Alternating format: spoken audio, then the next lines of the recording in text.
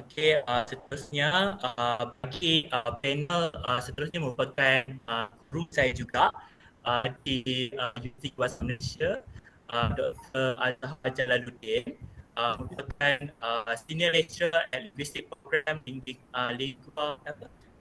Language and Linguistic Research Center FSSK UKM, dan beliau akan membentangkan dalam Malay Web Corpus.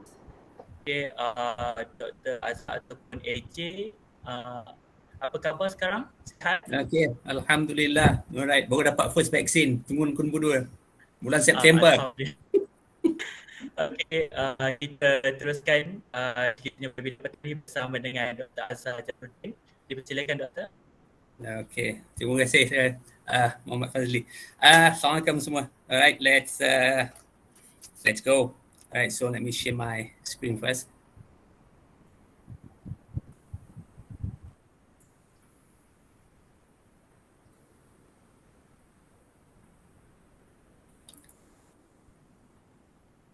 Alright.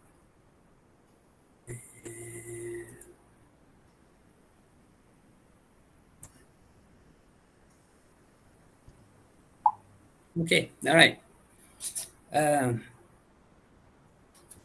Before we start, alright,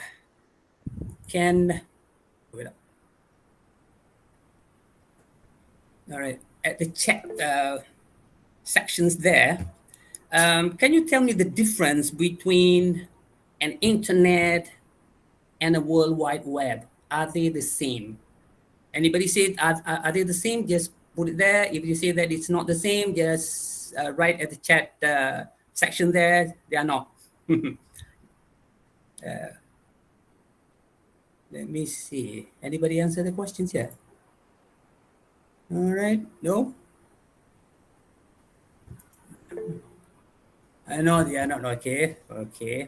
All right. They are different. Okay. Good. Good. Good. All right. You can stop there. So which one is the hardware and which one is the software?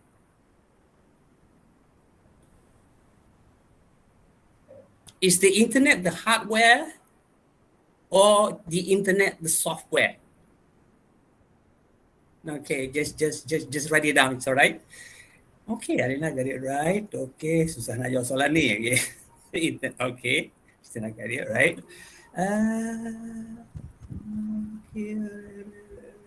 Okay, good. Okay, so everybody is on the right track there. Of course, the internet is the hardware, and the World Wide Web or the web is the software. Okay, you need the internet. Okay, internet must exist first before the web. Okay, all right. So the same thing as what I'm going to talk to you about today. Okay, the web and the corpus. All right, so which means that okay, this is the one. All right, my intentions today is to is divided into two. The first one, I would like to talk about the overview of web as corpus. All right, and the second section is my own PhD studies on developing web corpus for Bahasa Melayu. Okay, I was thinking about what kind of information should I share with you all today. And I come to my conclusion that I should strip off all the mathematics, all the technicalities. I just share with you the story behind the work. Okay? The rationale, the reason, the problem, and that's it for today. And perhaps if you get interested to get into the technicalities of developing corpus from the web, then perhaps we could have some kind of workshop on it. Okay, so we can have our hands on how to develop or to extract the text from the web, okay, and make it our corpus, right? So that can be done, inshallah. All right, and okay, now let me from current slide. So this is my intention study, and I guess that not everyone here is totally or you know really familiar with corpus linguistics. So let's just get into the same boat here. let me define corpus linguistics first. This is from Bieber, Conrad, and Rippon, 1998. And to them, or I believe that corpus linguistic is an empirical approach in linguistic study, which means that we analyze the actual pattern of use in the target text. Okay, so the actual pattern of use here means that we use the language to achieve our intentions. Okay, we are not doing experiment on language. Okay, so that's what you mean by empirical method. And the next one, the actual pattern of use. And the next one here, okay, it uses a corpus of natural text as the basic for analysis. Now, in this particular, what we call it in number 2 here, the definitions of corpus somehow or other is being something that not everybody agrees on. Okay, now for this one, we define corpus as a representative samples of authentic target language stored as an electronic database. Okay, the plural of corpus is corpora here.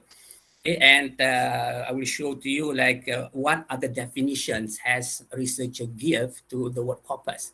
Okay, the next one here, corpus linguistic relies on computer software and hardware, okay, for analysis. Of course, analysis we use software, and for hardware is for storage and power, okay, to do all this analysis. Okay, and over here, the results are generated using automatic and interactive techniques. Okay, this is what we do. I think this has been shown by Dr. Rosmadi just now, working with the corpus and also the new dictionary just now. Okay, and of course, it depends on both quantitative and qualitative analytical techniques. And we have seen just now how Dr. Rusmadi utilized qualitative aspect on looking at certain words, okay, like melontar and something like that. Okay, so this is what quantitative and qualitative analytical techniques used in corpus, corpus linguistics. Okay, over here, observations are counted and results are interpreted. This is what we do in corpus linguistics. We don't just merely count the numbers, say how many times it occurs. All right, we also look at that the context of occurrence, okay, in corpus linguistics. All right, now why corpus? Okay, now actually what motivated me in doing this research is what Leach said in 2002 of his publication, where he said that a corpus is a powerful resource for the future of the language. Okay, future of the language. And we have come across time that Bahasa Melayu has been fluctuated. Okay, at one time it is like it's on the rise. At one time it is at the tips, and so on and so forth. There's no consistency in the status of the language. Okay, but when it comes to what Leach said, that corpus is a powerful resource for the future of the language, or in fact the survival of the language, then I would say that if I could, like, on my own come up with a good corpus utilizing the web, then perhaps I can do something with the status of Bahasa Melayu from there. We can do a lot of research from there by collecting a lot of data from the web. Okay, and then the next one, let's look at what the corpus data is like. All right, so the definitions of corpus data is somehow or rather fluctuating also. All right, the first definitions of corpus is that it is a principal corpora, okay, where the content of the corpora is known exactly, manually and carefully compiled. Okay, the traditionals like what we call it brown corpus and corpus such as that. Even 5 million corpus of Bahasa Melayu, which Prof. Imran created with his colleague. All right, and at the beginning, it is following a principle data collections. Okay, but towards the end, it has been loosened a bit. Okay, and then before long, meaning that as the corpora is getting bigger, content is less known. Okay, because your aim is collecting information, right? And then the corpus is opportunistically compiled, okay?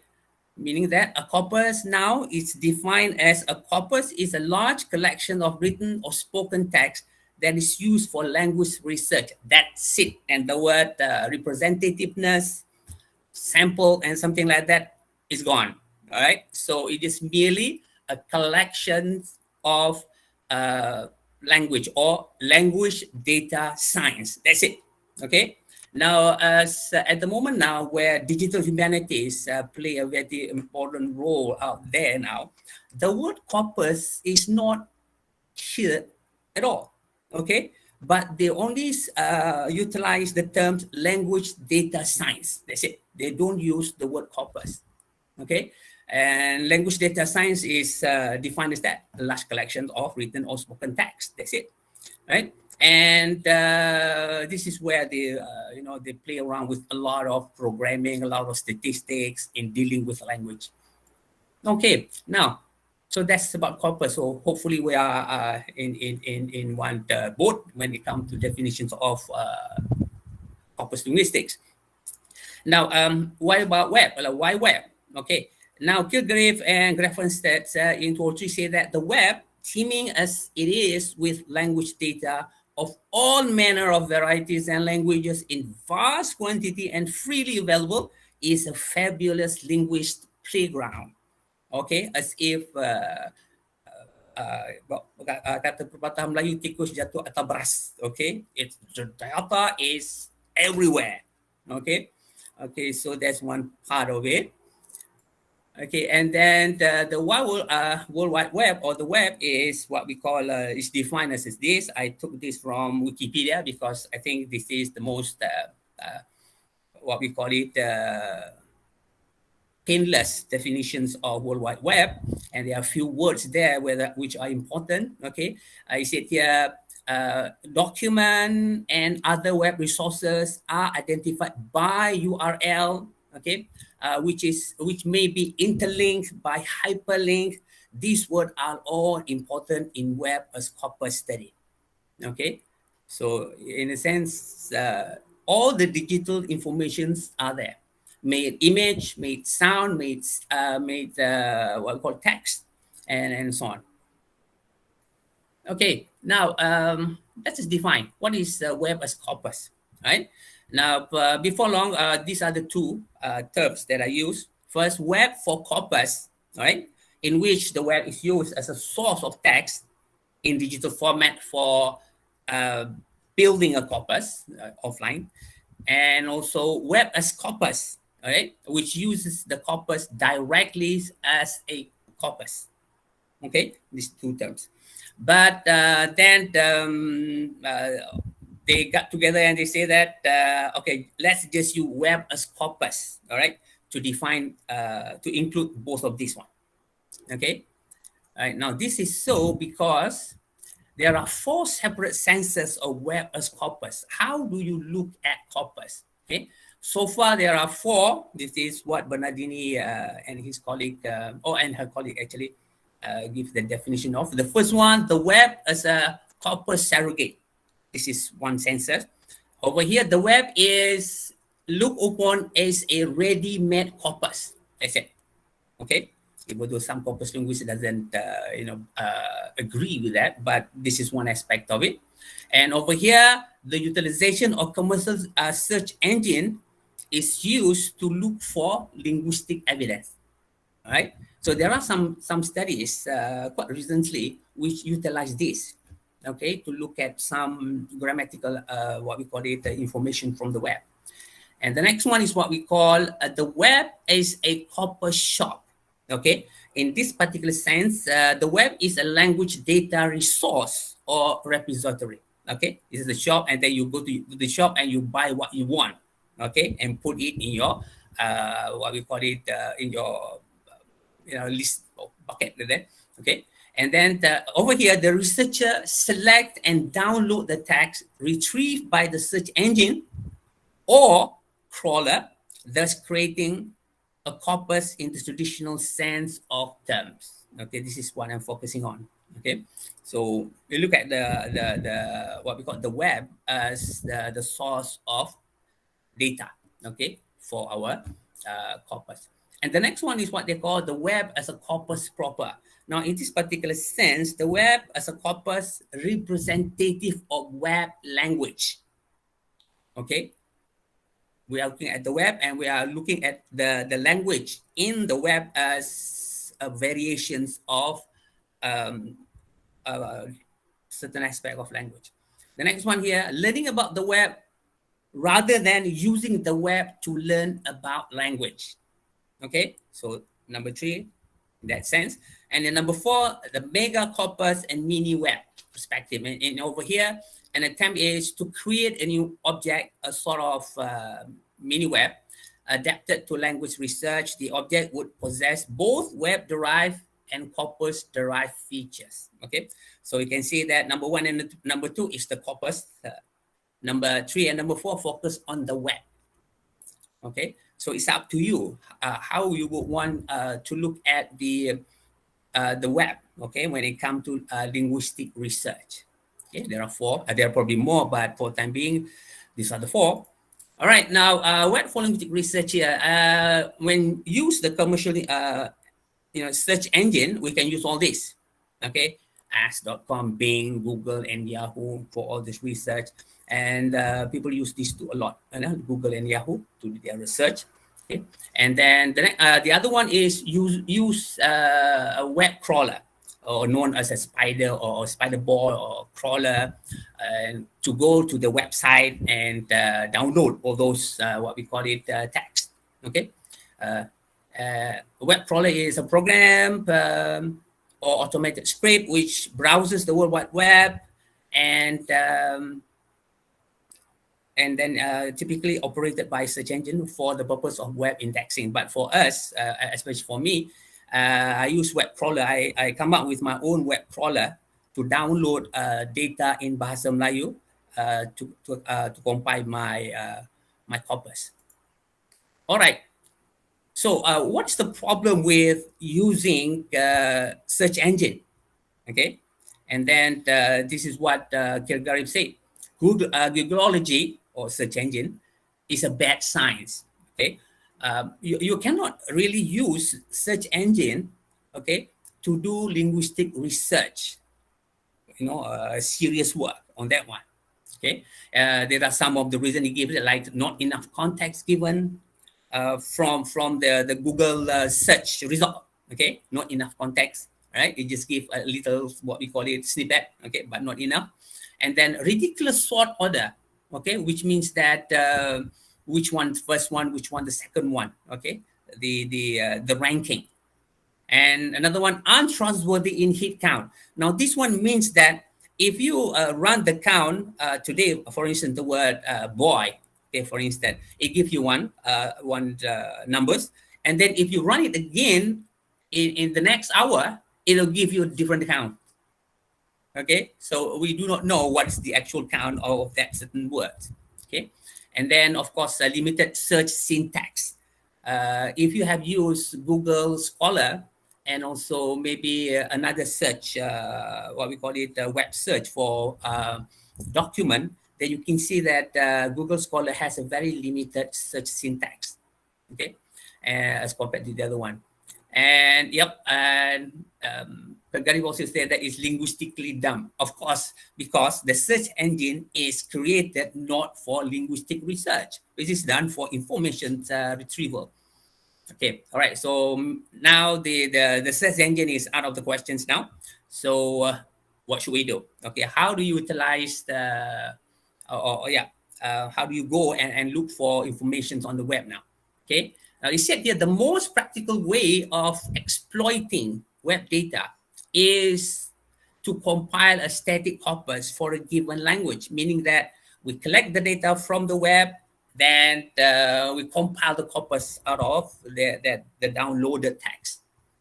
Okay, and then the web as corpus shop here, which I chose, it said that it's meaning that the problem encountered using the search engine, we overcome that one, right?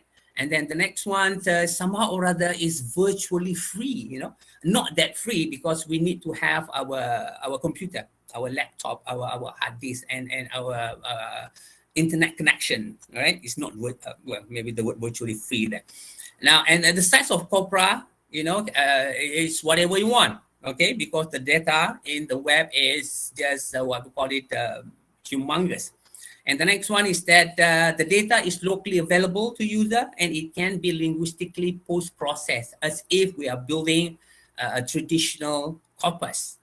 And the last one, okay, not least, web corpus construction allow for a form of random sampling, right, from the populations of web document. Okay, so it answers the question of sampling techniques. Yeah, and then of course, not everything is what we call it as it seems. The problem now here, how do we address the issues of copyright? Okay, I don't want to discuss further this issue, but I would like to what we call it show to all of us what McHenry and Hardy recommend that or suggest some solutions to these kind of issues. Like the first one, treat text from the web the same as any other text, which means that you need to find the owner of the text and ask for permissions. Okay, if they give it, then okay. If they don't, then you're not supposed to use it. Okay, that's one. And the second option is that to collect data only from sites which explicitly allow the reuse and redistributions of text. Okay, the problem here is that usually this kind of what we call it, thing can only happen if the tag has been the 100 years, something like that. Then only you can get it for free. And the third one is the most, I think, plausible one for us to use. And I use this one while collecting the data on the web and build my web corpus. Here he said that collect data without any regard to seeking permissions. Okay, it sounds bad. Okay, it sounds bad, but it's not. Okay, without seeking permission, but we do not, the corpus that we compile, we don't share it with anyone else. It is just for us. Okay, it's only us who know about the corpus. Now, should anybody would want to share the corpus, they can only share from a kind of interface. Okay, we ask them like, what do you want? Do you want the word list? Okay, this is the word list. We do not give them the access to the corpus. Okay, this is what happened in many of the what we call corpus out there, the same as DBP corpus, where they allow us to get the results only, not the corpus, right? But if they still want to have the corpus, we can share the URL, okay, not the corpus.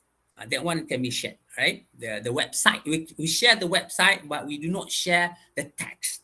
So that's why I think this is the more plausible, and we can do research if we hold on to the third options. And the last one, redistribute not the this is the one, redistribute not the downloaded data files, but rather a list of the web addresses from which the corpus has been collected. Okay, and I think these three options, I think, is logical, and I think we can have a peace of mind in doing corpus research. Okay. Okay, now the question, how big is the web? Okay, so I took this yesterday, and then it's fluctuate. First, I thought the graph would be a smooth line graph. Okay, but somehow, or rather, it's fluctuate. I wonder why. Then, some websites died, some alive, and some just broken line and things like that. Okay, so that's why the fluctuations. Okay, this is from Google. Now, you want to know more about it and to look at the actual counting of number of different web page, the number of web page, then you can go to this www.worldwidewebsites.com. You can get the number of web page. Okay, now the count that they give us in that in the previous graph, it's only about 10 to 15% of the actual number of the website or of the web pages. Okay, this is the data that we can get access to. The rest of the data, the 90% of the data fall under the water. We have deep web, we have dark web. Okay, Now, in the deep web, we have academic information, we have government resources and things like that, and also the website that need you to have your password in order to get into. Okay, and of course, the dark web is even not accessible. Okay, this is the hacker and the illegal informations where you can get access through invitations, or use they use Tor encrypted site, right? So it's the number of website that we get is only the tips of the iceberg. All right, the actual number falls under the sea. Okay, all right. Now, let's just look at the structure of the web. Now, to me, this is interesting because web page, all right, the text in the web page, they have something what we call a hyperlink, all right? So it is usually in blue in color and things like that. When you click it, you'll be brought to another page, okay? So meaning that you are not reading sequentially, you are doing your reading quite differently here. And then you see that a hyperlink is a word, phrase, or image that you can click to jump to a new document. All right, so that's a hyperlink. This is the uniqueness of web text. And Berners-Lee said that a web of nodes with links between them is far more useful than a fixed hierarchical system. All right, so this is the uniqueness of web, text on the web, and we utilize this to get all the text that we want. Okay, the hyperlink. All right, and then we want to know that are the webs organized in certain fashions or what? Okay, so yeah, somehow or rather, Broder et al. Here do some sort of research on the structure of the web. They found out that the structure of the web is a bow tie structure, like this one. Okay, but now updated research have shown that it's still bow tie, but a bit different, but still have the average structure of a bow tie. They have the component here. This is how the web network in the cyberspace interact with one another. Okay, like the SCC here, this is the strongly connected component where every web page is connected to one another. For instance, you see that if P1, page 1 and page 2 is in SCC, there is a link from P1 to P2 and also a link between P2 to P1. It's here. Okay, if you look at the in, you only have the web page which are connected to SCC here. Okay, and interesting is the tendril here. Here is that is a tendril is either a page or a chain of linked pages which is linked to by a page from in and out. Okay, the website link to this component only. Okay, they are not linked to here to SCC, which means that if you are here, you will never forever get linked to the website here. All right, and the last the tube is it connect in and out. Okay, but it's nothing here. And the other one, the disconnected component here, they have their own what we call it the environment of network. Right, so yes, this is how the network look like, okay, out there in the cyberspace, on how each of the web page connected to one another. Now, the importance of this particular structure is that when we design our crawler, we need to place our crawler properly. It seems to me that the best one is to place it here, because when we place it here, we have a tendency to go here and here, which means that we will collect as the optimum number of web page. Okay, so this is the importance of us understanding the bow tie, the structure of the web. Okay, all right. Now, so that's the first structure. Now, the second structure that we must deal with when what we call it, working with the web data is looking at the web page itself. Okay, so this is the actual web page that everyone see when they click to this particular what we call it URL. I take the example of UPM web page, and this one like pensyarah veterina UPM kongsi, and from this one we know that this is the main text, right? This is the main text. This is the picture, and you might not be interested here, but if you want to, then we can click whatever here. Okay, but this is the text that we are interested, and also maybe this, but maybe not the picture and something down here. Okay, now if we go look at the source page source, this is what we get. Okay, let me show you this. Right, this one.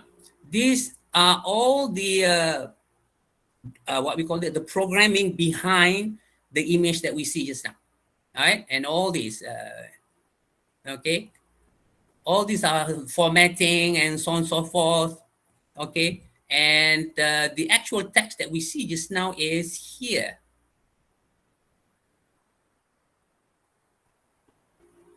This is one. Okay, so the question is that how do we go here and extract these informations? Okay, so that's the question. How do we do this? Okay, so that's one of the challenges that faced by the crawler. Okay. All right. Oh, it's gone. Oh, wait up. Okay. Okay. So this is the one just now. Okay, web page source, and we need this. So how do we only extract this? And the next problem that we have, we call boilerplates.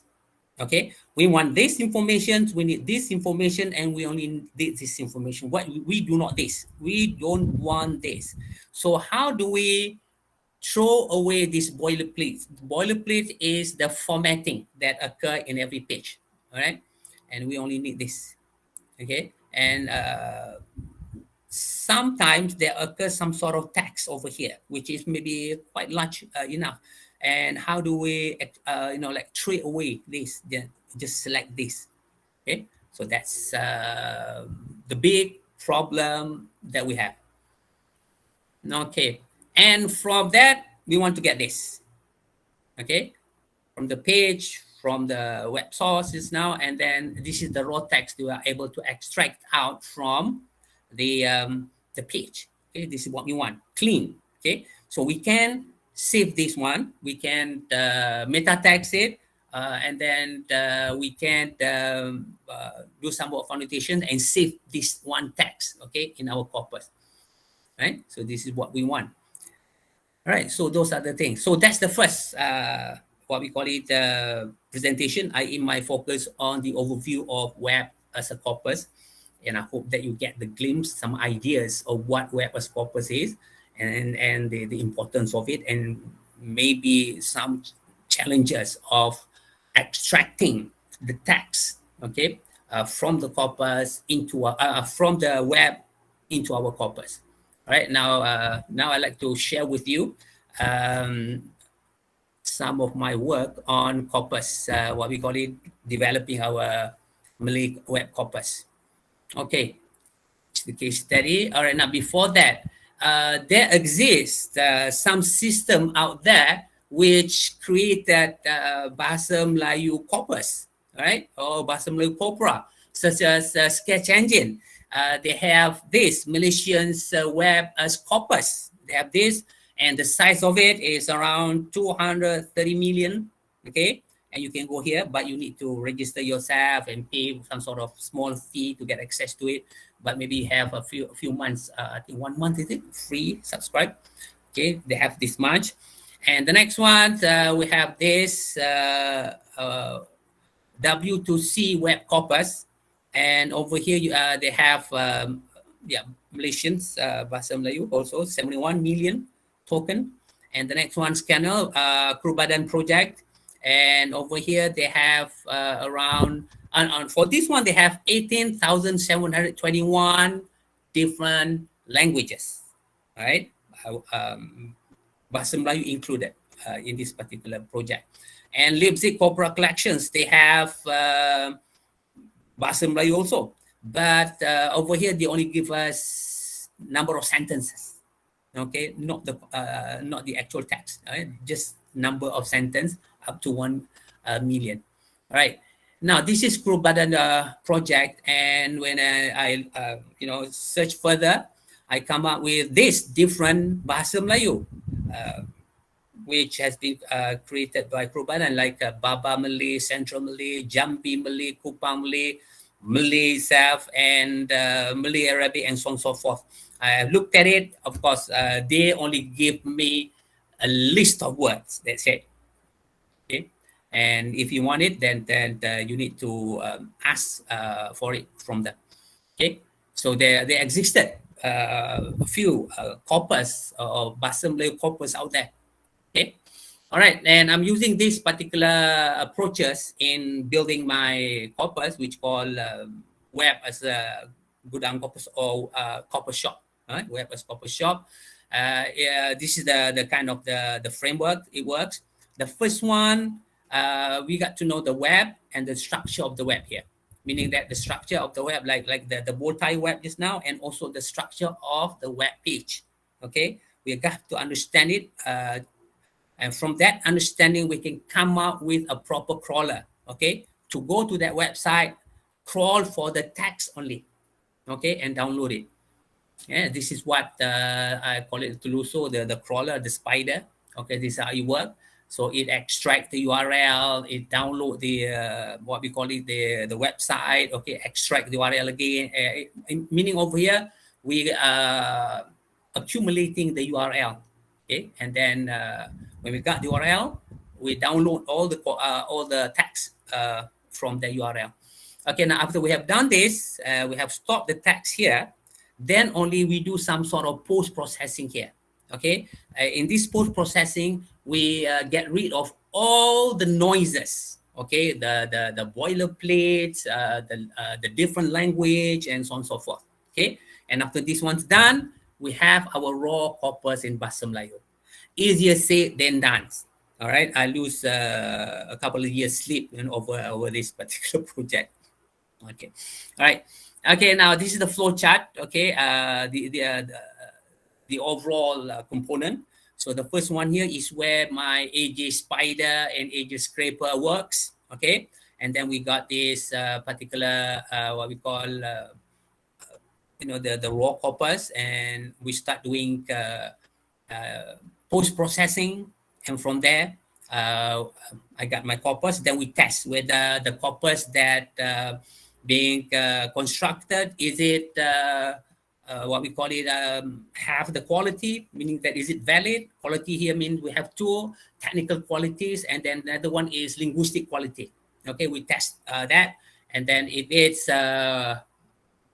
yes, then we stop, and if it's not, then we go back to the spider and the scraper and see whether there is a problem with my spider and scraper, that they have downloaded the wrong what we call informations or text. Okay, all right, now this is the hardware that I use. Okay, this is how it look like. Okay, all right, so all right, this is the very what we call it small scale studies on what crawling. So this is what I get, but it works.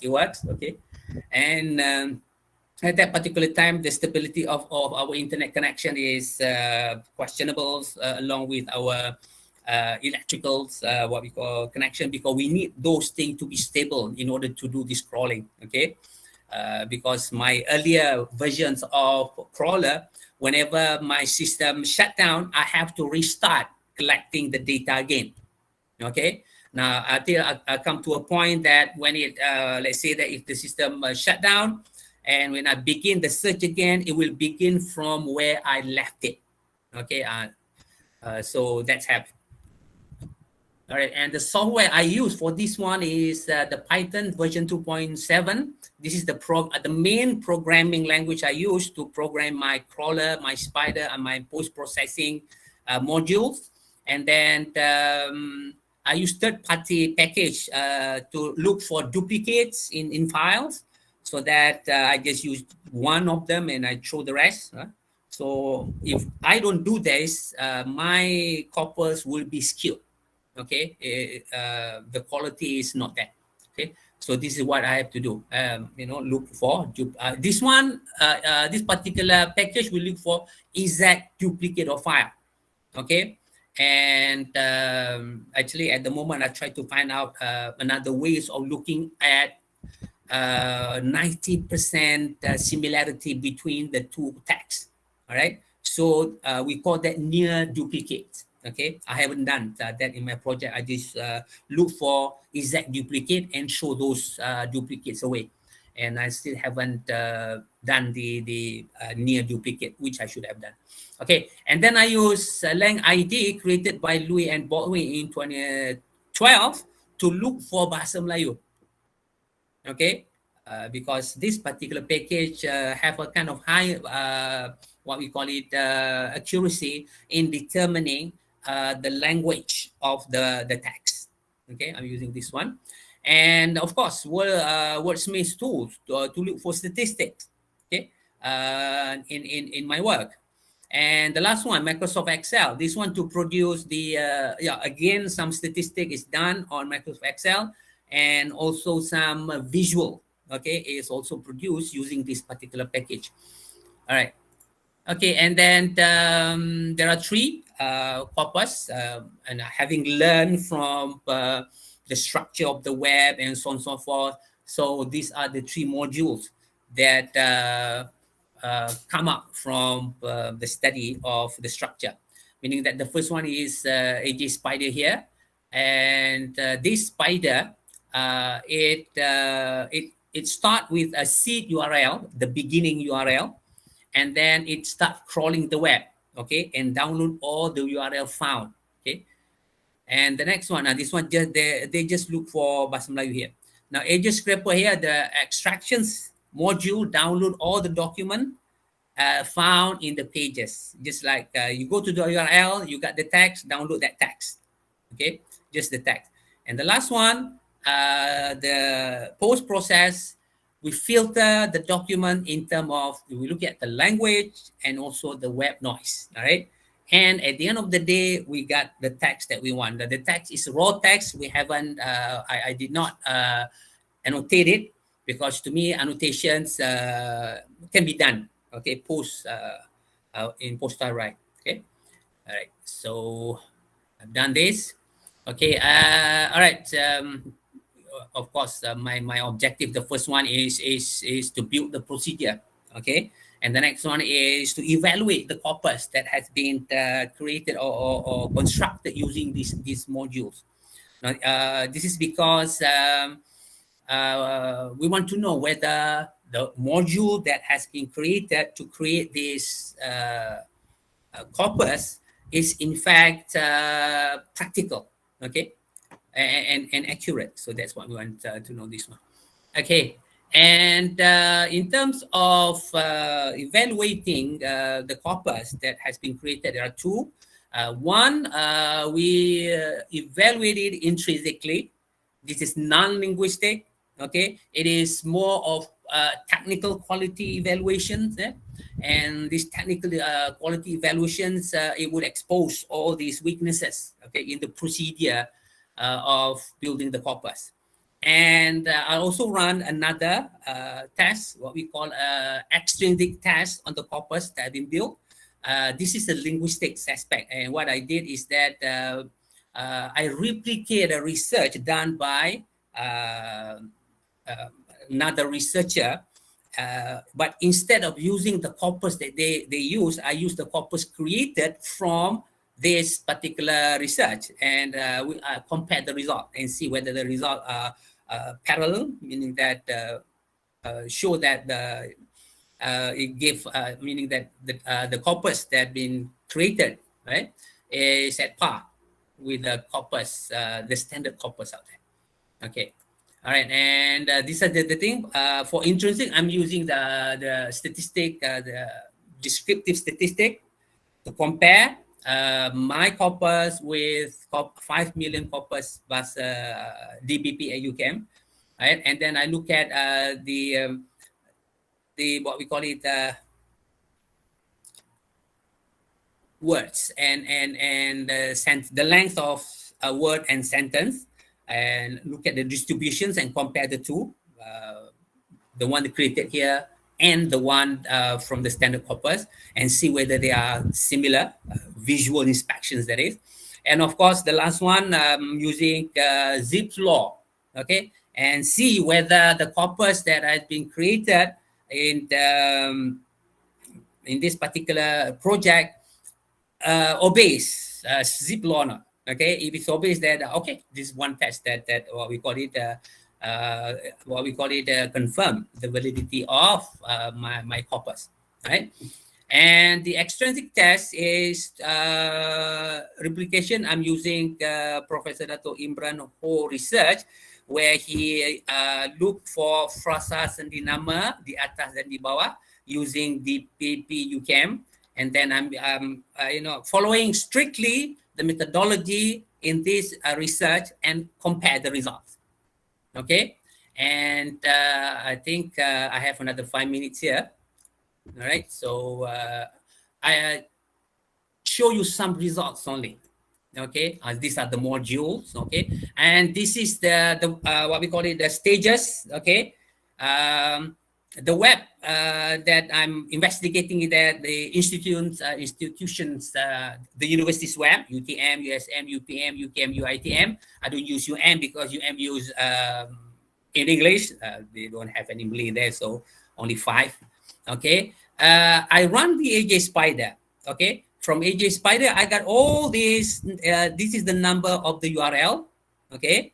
I collected this. And then when it come and we give this to AJ Scraper, and the Scraper scrape it, and it only like permit this number. Okay. And after post processing, I left with this number. All right. From 30,000 go to 22,000, and then I left with 4,000. Okay. And then I what we call it, extracted out the duplicated file, and I left with 2,000 text.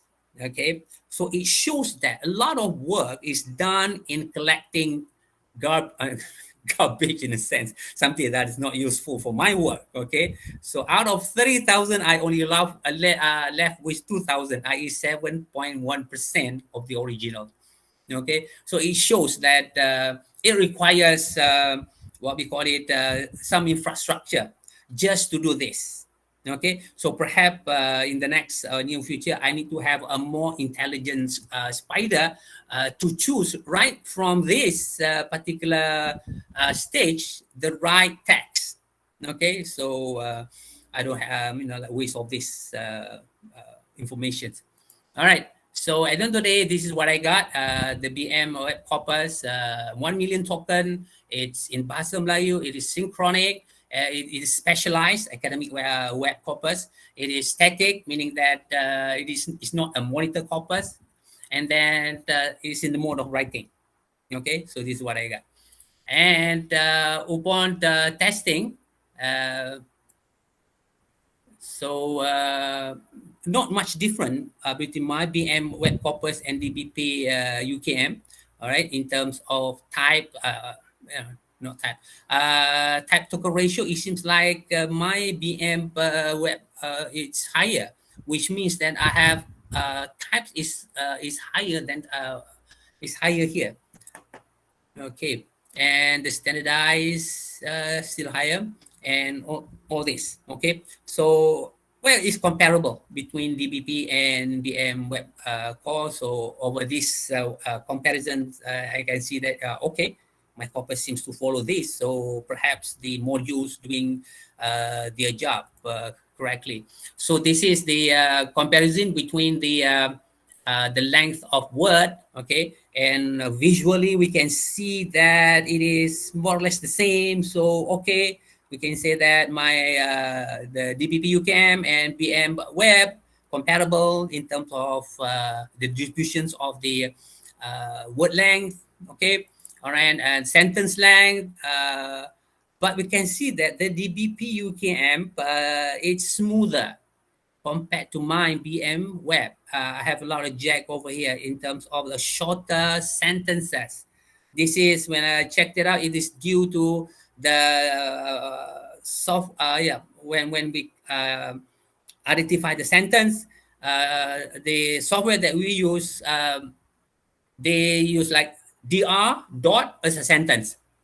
Okay, so somehow or other we need to do some work on coming up with our own software of determining the sentence length in Bahasa Melayu.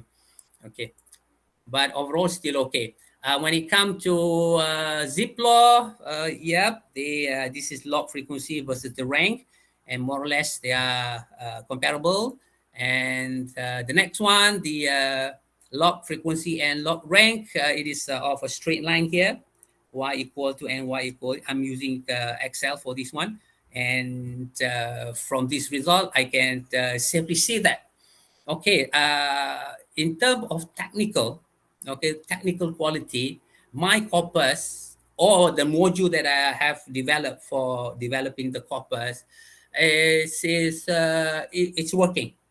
Okay, and this is the when I compare my work with Prof. Imran work, they are also comparable. Okay, all right. So so this is you can see.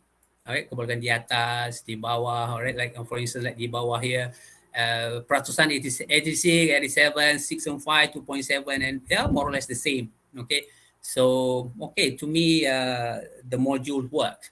All right, the implication of the whole lot, I just quote what Babaresi said into 1.4. He said that as a plea for technicalities aware web corpus creations, a minimum of web science knowledge in the corpus linguistics community could be very useful to fully comprehend all the issues at stake when dealing with corpora from the web. All right. Okay, so there. This is the final word in my presentation here. So, all right.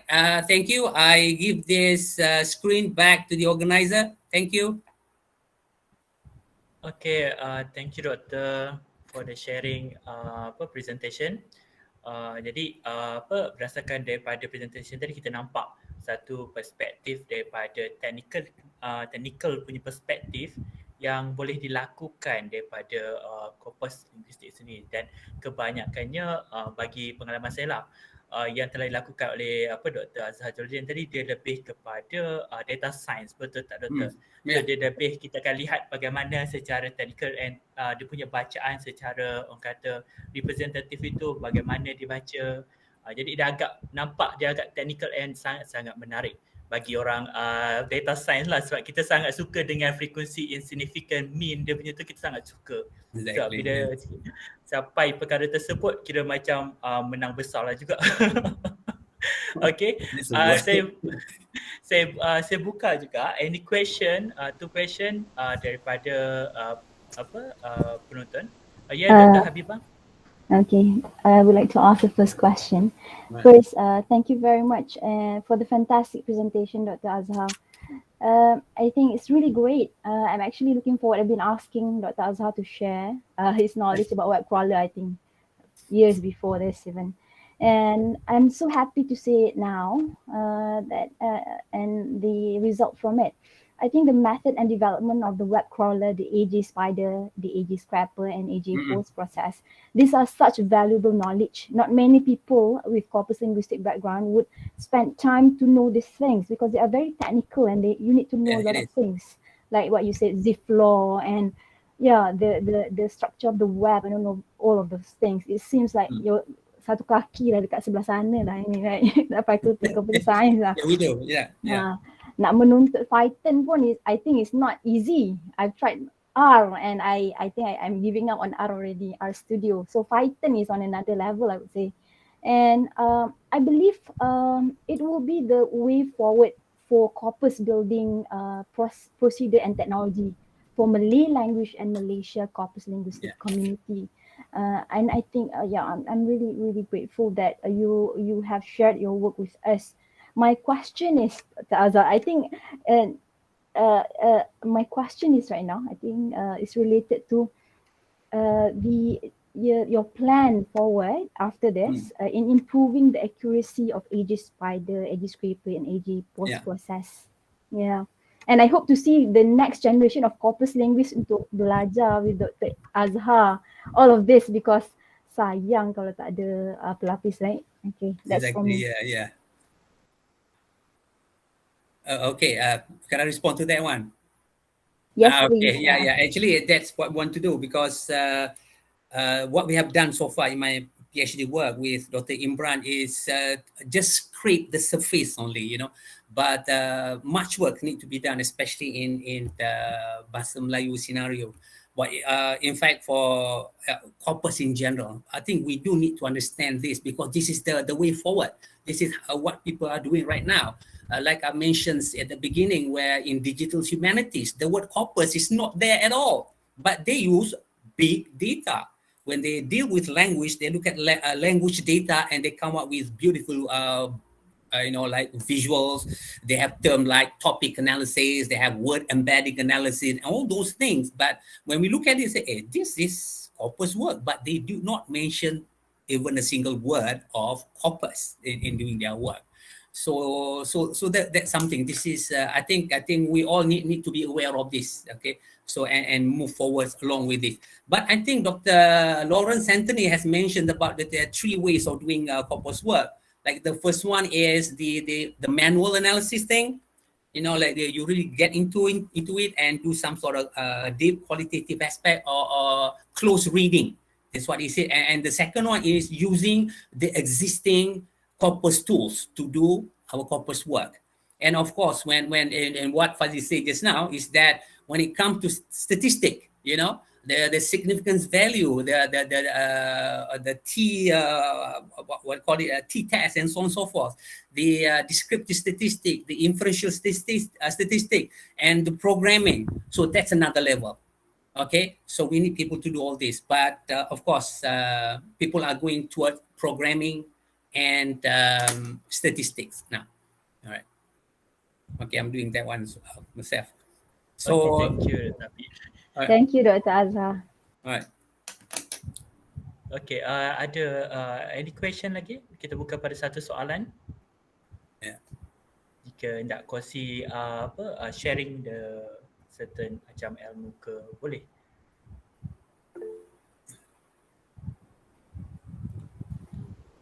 I think Dr. Nawati has raised her hand. Nawati. Yeah. Okay, Dr. Nawati, boleh? Assalamualaikum semua.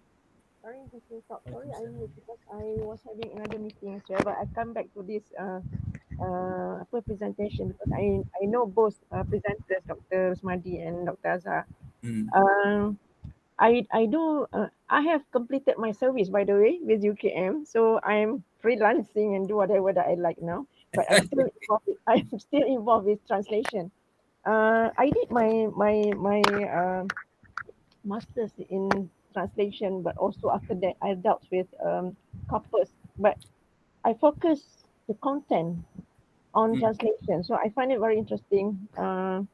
Unfortunately, I'm already independent now, but I find that people from data science should know more about linguistics, like what Dr. Azhar mentioned just now. And not only that, but also the sub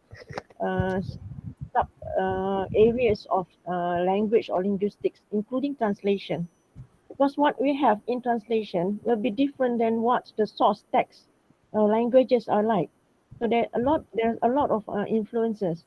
I also studied something about the translation between the translation of Arab Jawi into Rumi, so the transcriptions. So that is a form of studying the data of old language of today, comparing it with the current one. So my area was like translation documents or text or corpus, translation corpus compared with originally written in Malay text. So to me, what data science people can venture into further is to look at the translation areas as well. Because it's very important, like Dr. Azhar mentioned. We also look at language, like Previously, but this to me is a bit outdated. We used to study about WhatsApp, how people use language in WhatsApp. The word left is supposed to be in the past, but now people using it in the present and in the future. I'm going to left the group instead of I'm going to leave the group, right?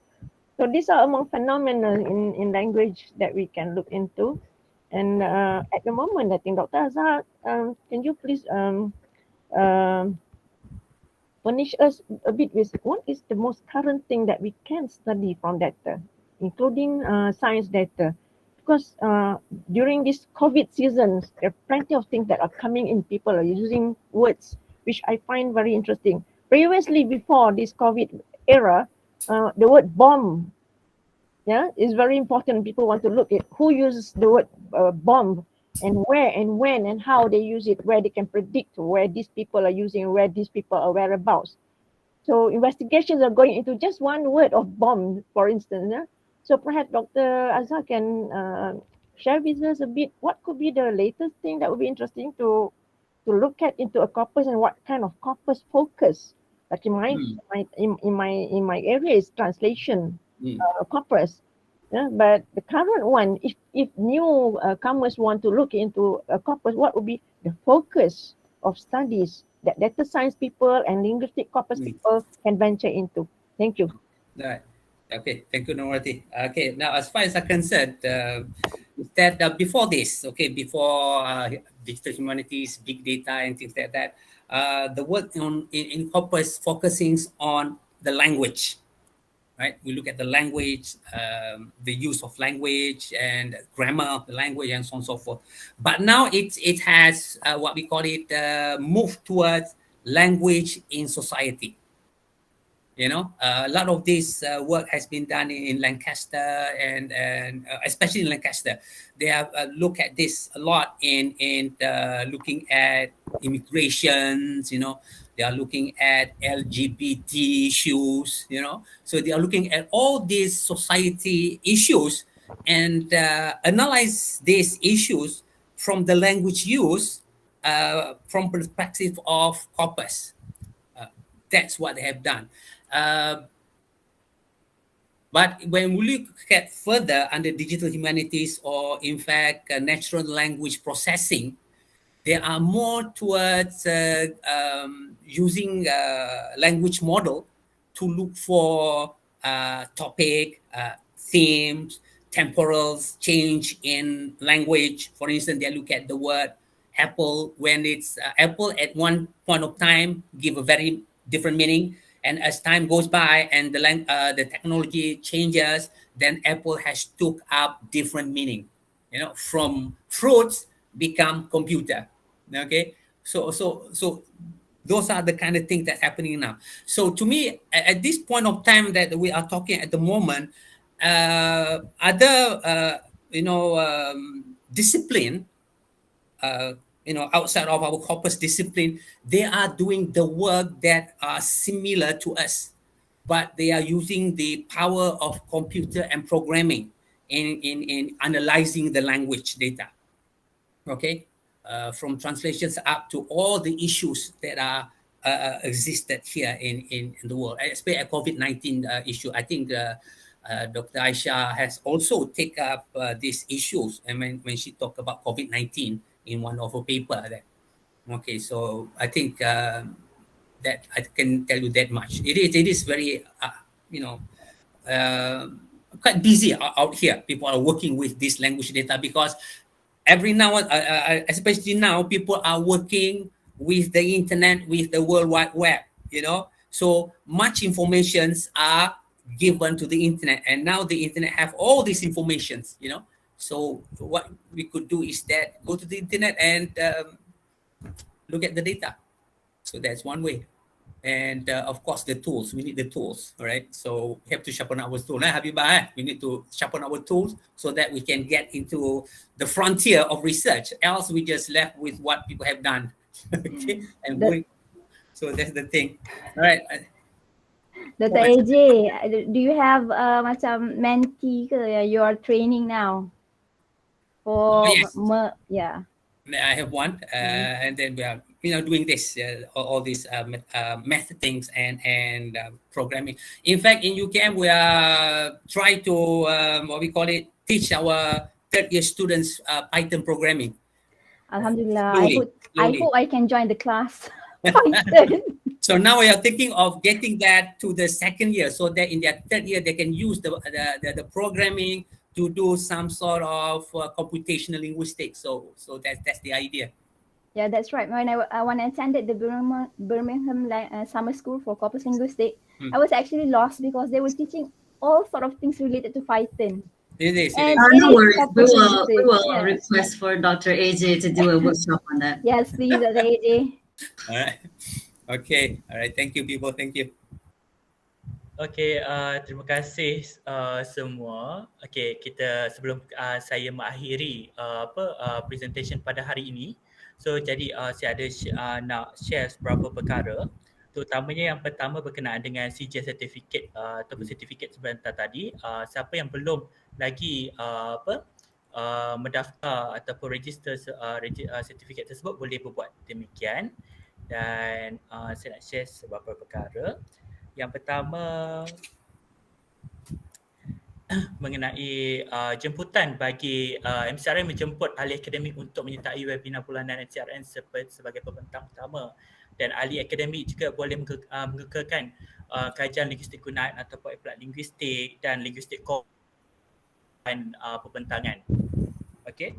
Yang kedua, untuk pada bulan hadapan kita bersama dengan Malaysian Corpus and Applied Linguistic Monthly bersama dengan industri webinar bersama Perbadanan Museum Negeri Pahang, iaitu saya bersama tim saya, Associate Professor Dr. Mazrah Muhammad dan Datuk Ahmad Farid bin Abdul Jalal daripada Perbadanan Museum Negeri Sarawak, daripada Perbadanan Museum Negeri Pahang, maafkan saya, akan membentangkan tajuk mengenai hub data digital Museum Pahang antara metodologi dan protokol dalam kajian linguistik korpus, kerana kami sebagai penerima geran industri sebanyak 150,000 dan kami akan berkongsi dapatan atau beberapa langkah atau cara metodologi yang terkini yang kami gunakan.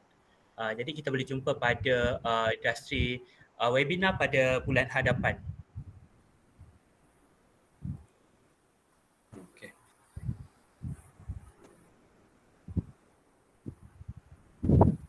Congratulations to Fazla and team for getting the grant from the industry. InsyaAllah we can learn from you and Prof. Mazura, insyaAllah. Okay, kita akan jumpa pada minggu hadapan. InsyaAllah kita akan dengar bersama sebab ini ialah webinar industri pertama yang MCRN anjurkan. Jadi mungkin kita dapat berkongsi sedikit mengenai grant serta bagaimana industri, kemahuan perspektif pada industri itu sendiri. Okay. Jadi kita sudahi dengan kita punya webinar pada petang ini dengan tasbih kifaran Rasulullah wa'az.